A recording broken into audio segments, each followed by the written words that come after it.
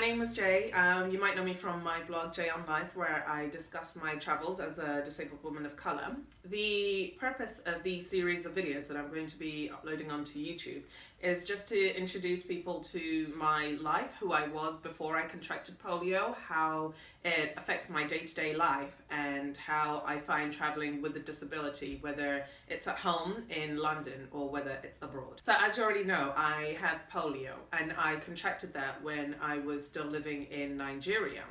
I contracted polio before the age of 1. My mother has told me the story of what actually happened when I did contract polio. I had trouble sleeping through the night, and I was just absolutely restless. I wouldn't stop crying, and I was usually the kind of baby that would sleep through the night. And for some reason, unbeknownst to them at the time, I was just not able to get comfortable. She tried feeding me, changing me, burping me. The next morning after, she'd gone into the shower, and one of our neighbours at the place that we were living at the time started shouting for her. Iya Jumoke, my full name is Jumoke. And when she picked me up, it was as though I didn't have any muscle in my body. So like my arms and my legs, everything just like flopped. So they rushed me to the hospital, which is when they found out that I actually did have polio, and they did emergency surgery on me. But unfortunately, obviously at that time in Nigeria, with the lack of medical knowledge and not really being the best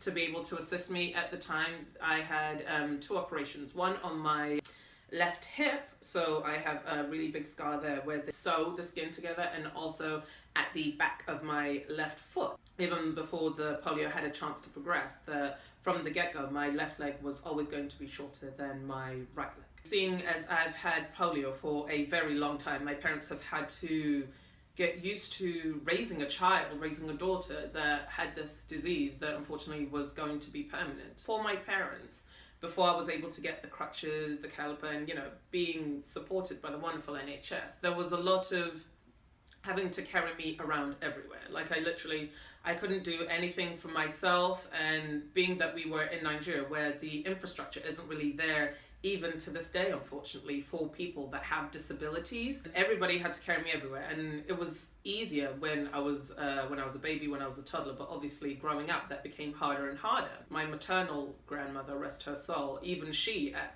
her advanced age would also have to carry me, even though my parents warned her against it. But she was like, look, this is my grandchild, like I love her, like whatever she needs, I'll do it for her. I came to London when I was 5 years old, but I wasn't able to get my caliper or my crutches immediately.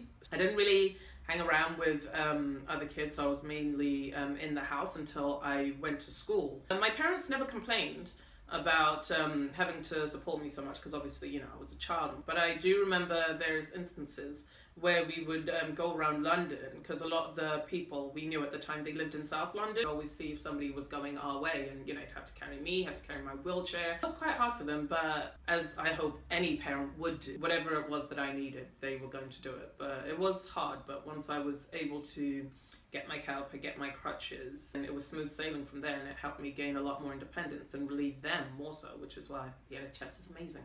Don't privatize it. I'm from... no, just keep recording. The purpose of these videos is... okay, wait, no, I'll start again. I'm going to be starting a series of videos.